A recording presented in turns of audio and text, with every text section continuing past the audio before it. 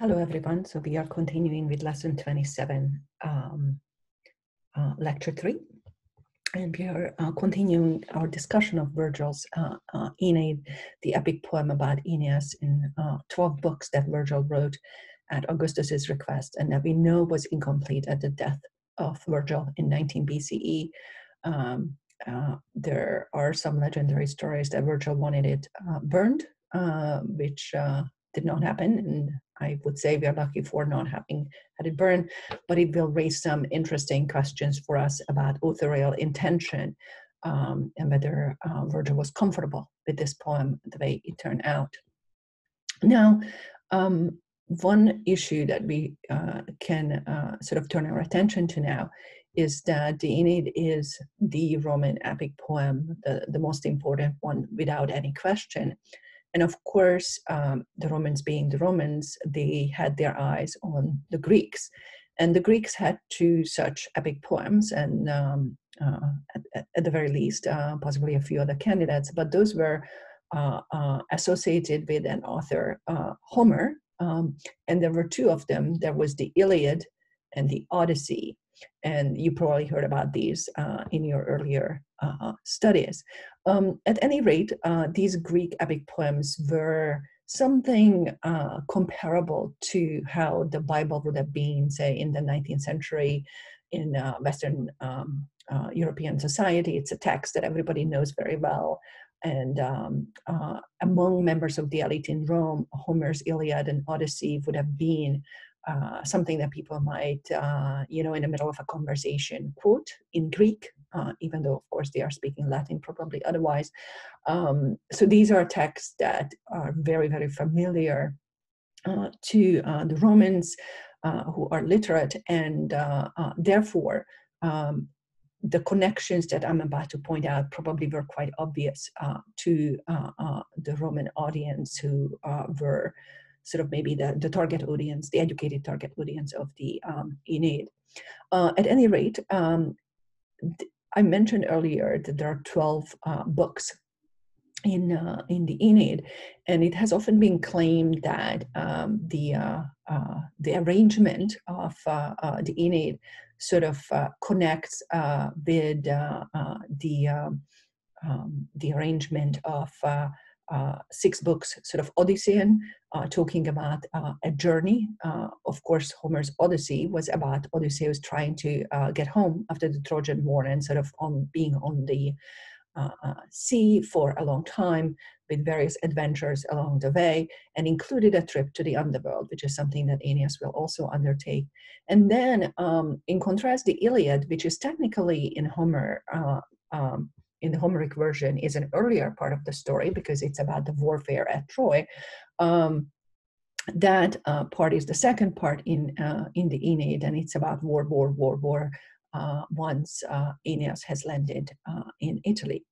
But to start, it might be a good idea for us to think for a moment about the Trojan War, which was a great legendary war that everybody in the ancient world was familiar with.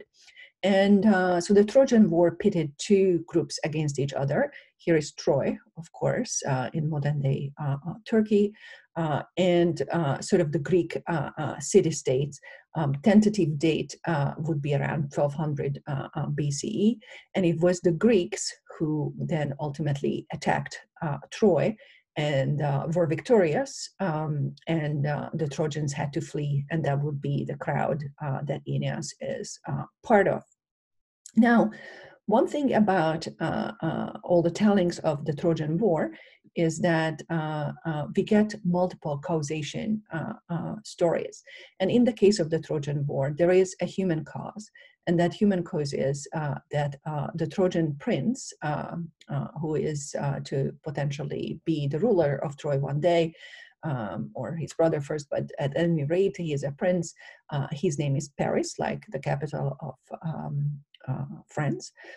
He abducted a woman by the name of Helen, who happened to have been married earlier to a Greek hero by the name of Menelaus. Now, in the ancient world, this was not a situation in which people get divorced and then they're like, oh, well, too bad, that didn't work out. but instead, this was sort of considered a major problem for Menelaus's honor. And so the Trojan War essentially is about Menelaus arranging a group of Greek city-states and their soldiers to go and beat Paris as a form of revenge for having taken Helen. But there is also, in addition to this very human and sort of straightforward cause, there was also a divine cause. And the divine cause sort of preceded the human conflict.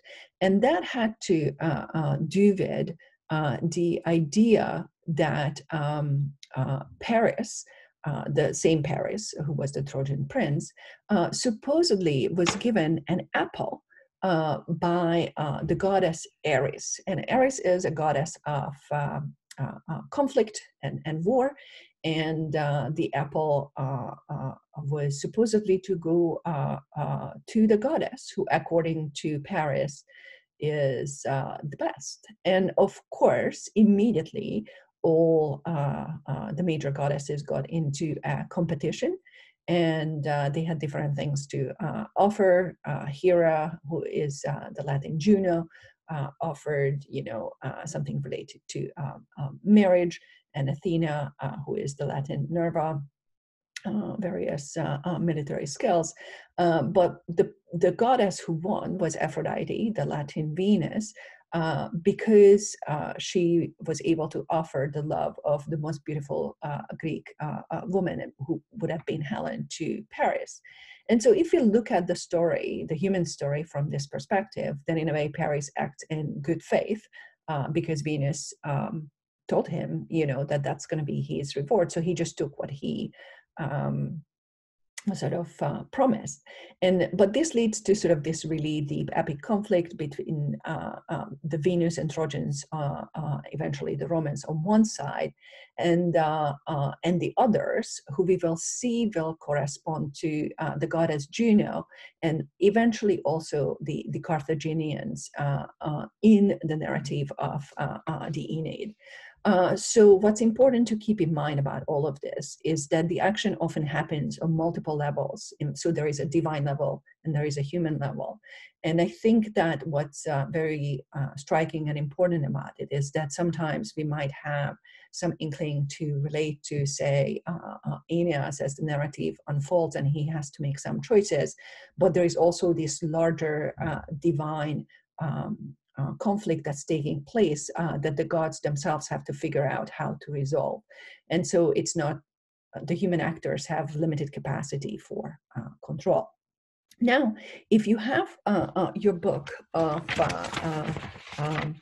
Morwood's Virgil, a Poet in Augustan Rome, or you can see the PDF that I posted both on Blackboard and on Tophat, you can now turn to the page where the Aeneid opens, and we can look at the very first lines of this gorgeous epic poem.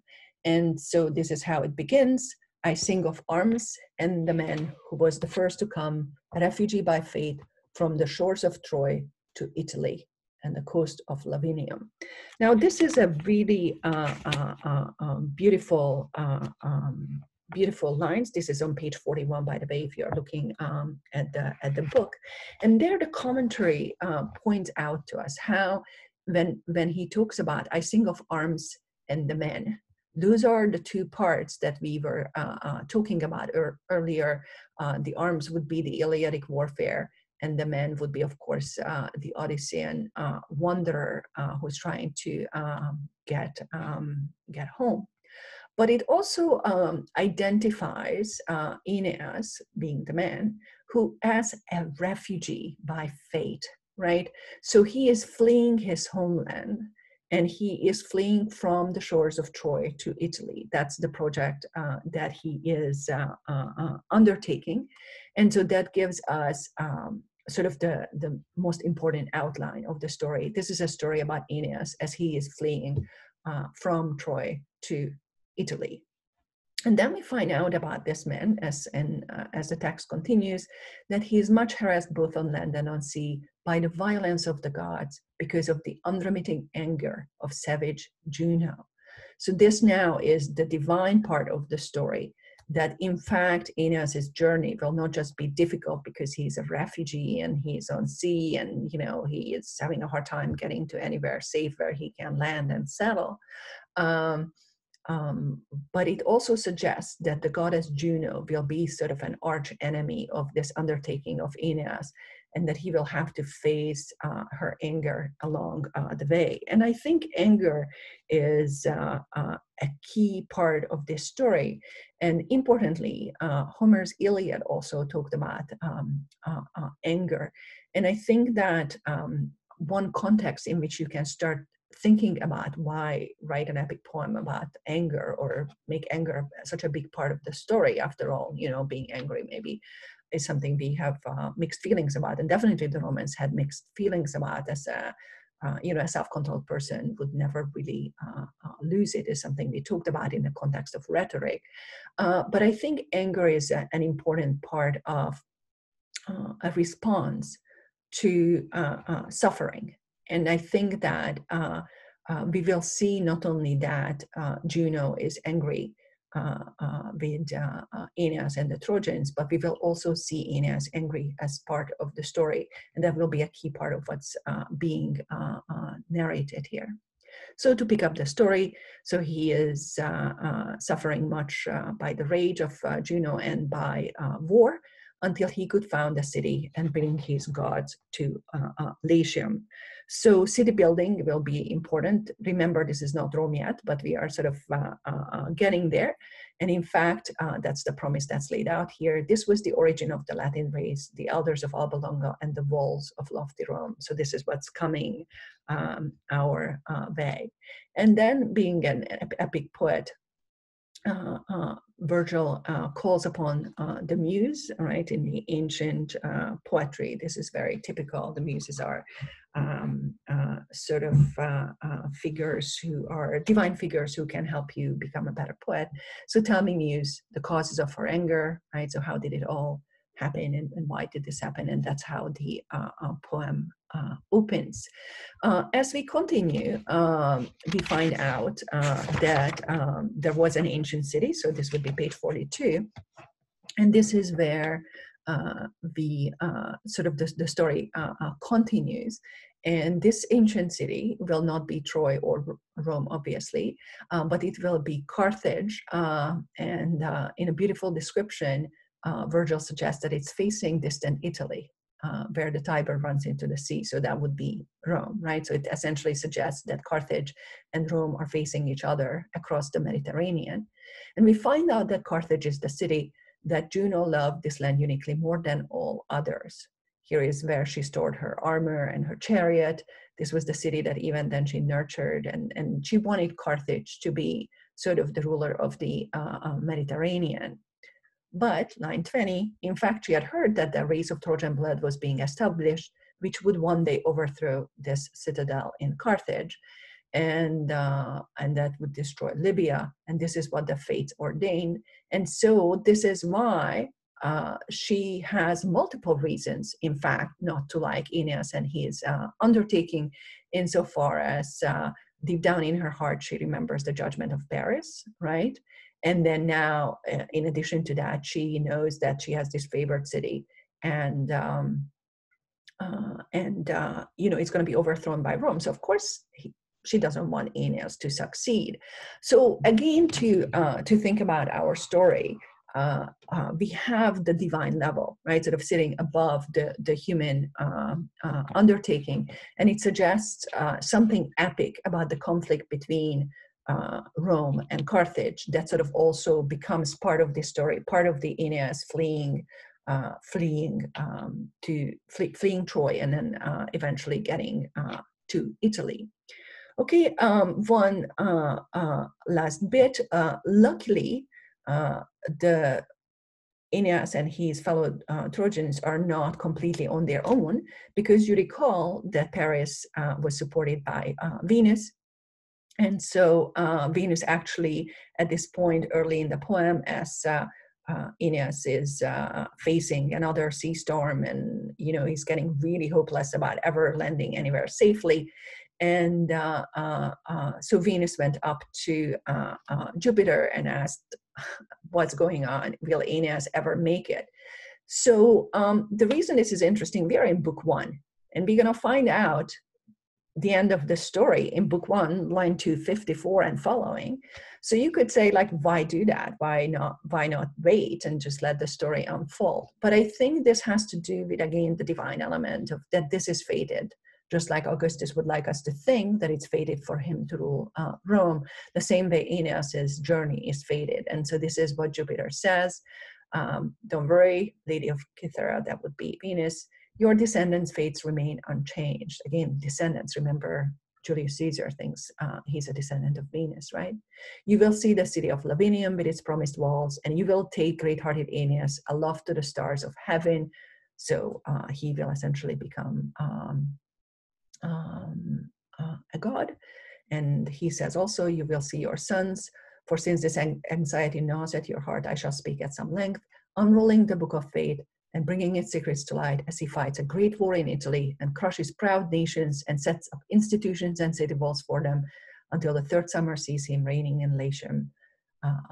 So essentially the promise is that the story that they will be successful and Aeneas will one day rule, and then there will be a number of kings descending along the line for a full span of 300 years until there is a royal priestess pregnant by Mars who shall give birth to 2 sons. Then Romulus, rejoicing in the tawny covering of the she-wolf nursing him, will take over the rule of the Roman race and will build the walls of Mars and will call his people Romans after his own name. So immediately by the end of the first 275 lines, we know the end of the story. It gives us a sense that through these connections from all the way from Aeneas all the way down to Romulus, the whole line of heirs will take us, and that this will be a successful project. And there is one more bit here that's worth reading. This is what Jupiter says in these lines 278 and following. For them, that is for the Romans, I set no bounds in space or time. I have given them rule without end, right? And this is quite important. This is the idea that the empire has no end. So Rome is just going to be successful across time and space, right? No limit in space or time, Jupiter says. And so this is the greatness of Rome that is promised by the Aeneid, and that's how the story will unfold. In book 2, we will see that Romulus encounters the queen of Carthage, Dido, and she will invite him to tell the story about the Trojan War and how they fled. And this is one way for Virgil to have us go through the whole experience of the journey. There will also be ways to foreshadow what's coming further on, and that's something we're going to discuss in more detail in the next lecture. As you read in preparation for Wednesday, please keep a mind on just what might just be the purpose of the Aeneid. Where is Virgil on whether Augustan rule is fated, and what are we to think of this whole thing? Those are the questions for the next lecture. Thank you.